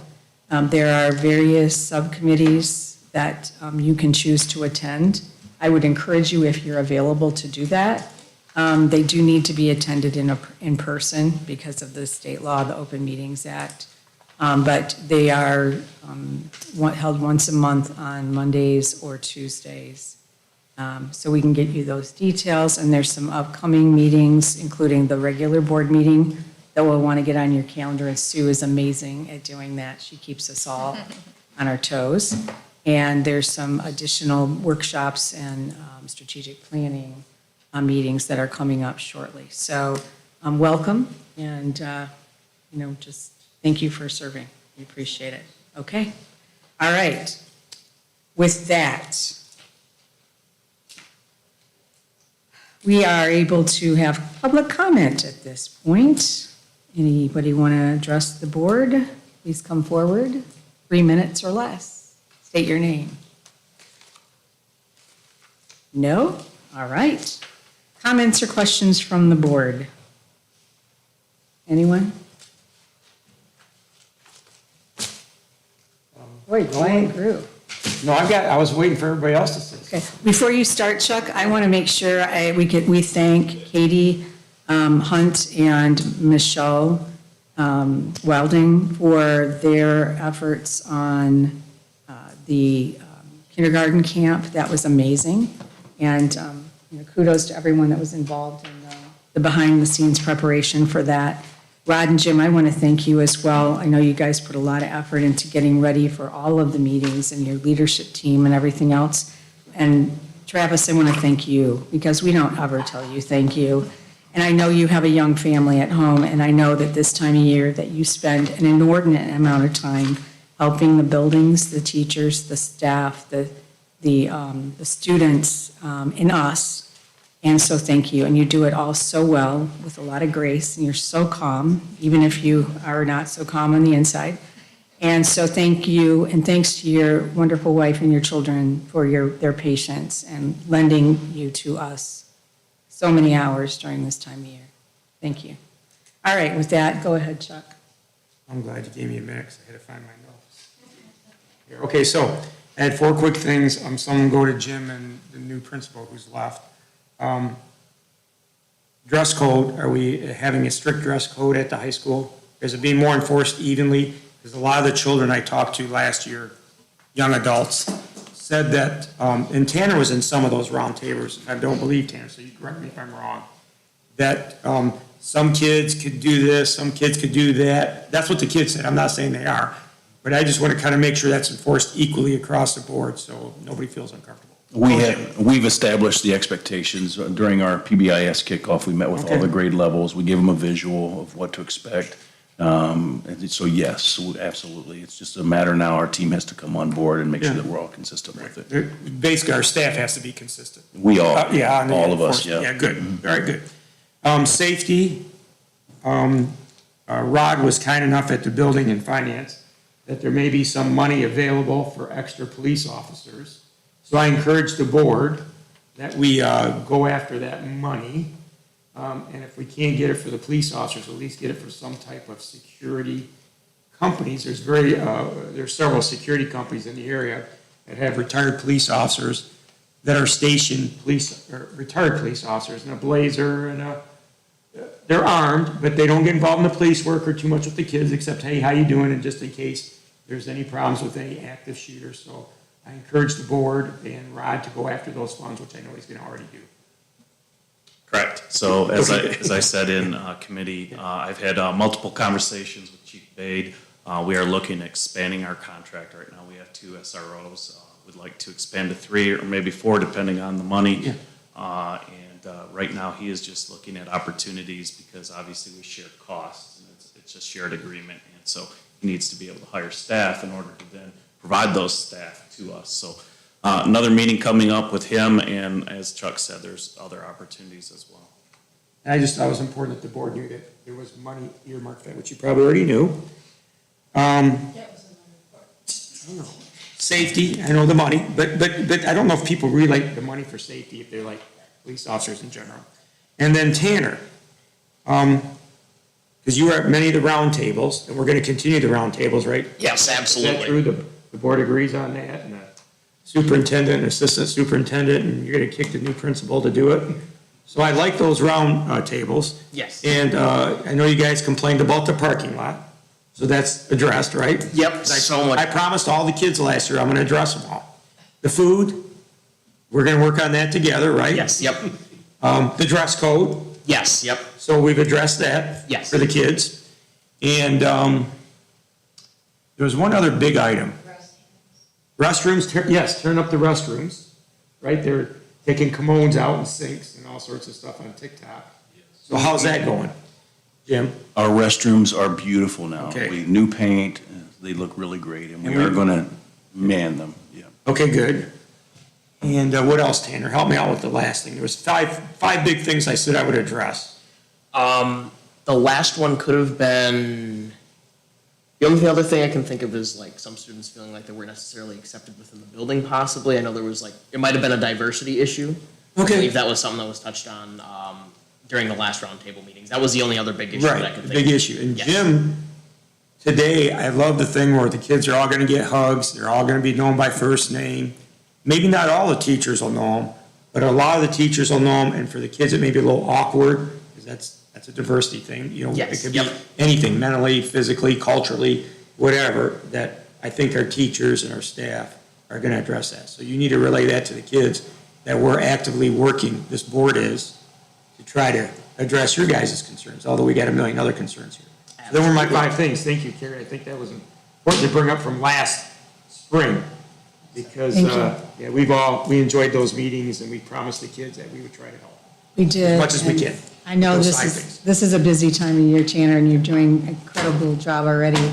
But at the point when it's appropriate and our new principal gets his feet wet, if we can start to do some of those or schedule some of those, I would encourage the board members to attend if you can. They were incredibly helpful to actually have those conversations and to listen to what the students' concerns and what they really liked.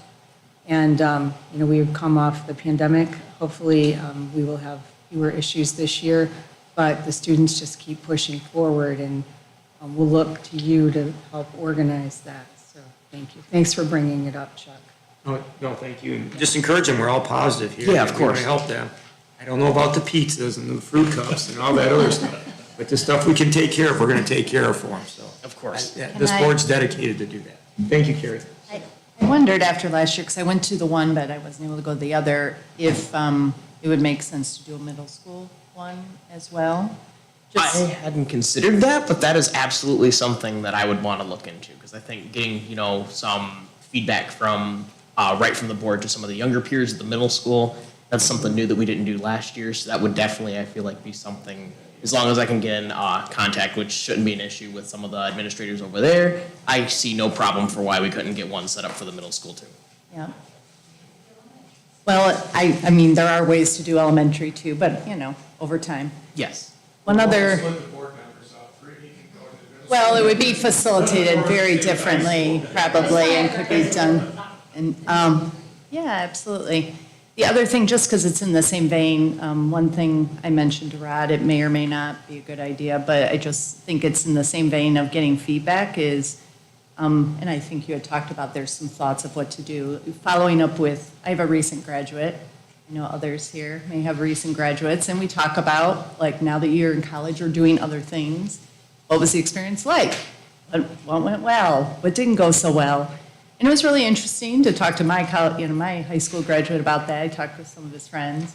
And I just think it's not always easy to get that feedback after students leave, but, there are ways to do it and maybe get a flavor for what prepared them for the next levels, what maybe could have been different, those types of things. Yeah. So, I mean, those are the results of our work, right?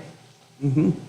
And as we talked about that, I mentioned that many high school counseling departments do exit interviews on graduates, so I think that would be a great project for our new high school principal to meet with his counseling department and put those types of surveys together.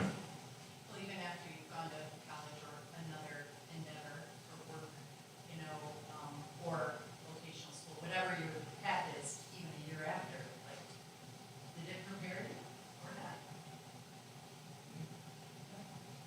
Alyssa, anything you'd like to add? I know this is a lot.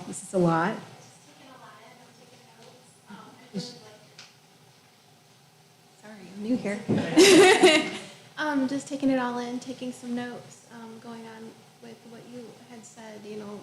I always look at the school system, especially like with my daughter being at Cyrene. What's working, what's not, what's happening in her classroom. My dad is a teacher as well. I'm saying, Dad, did they do this? Is this? So. Carrie, do you want these back No. We can just give them to Sue. Yeah. Mhm. So this is going to pose another challenge for me, Miss Alyssa and Miss Alyssa. So you'll have to be patient with me for a little bit. We went from Alyssa and Alicia to Alyssa and Alyssa. That's right. Okay, all right. Hearing no other comments or questions from our board members, thanks again, everybody. I didn't thank you, Tanner, enough. We look forward to seeing you again next month. Thanks to my fellow board members. And with that, I would entertain a motion for adjournment. I think this is the earliest meeting we've had. We had a lot of stuff to go through. Any comments or questions? Hearing none, those in favor say aye. Aye. We are adjourned. Thank you so much. Thanks, Travis. Thanks, Tiffany.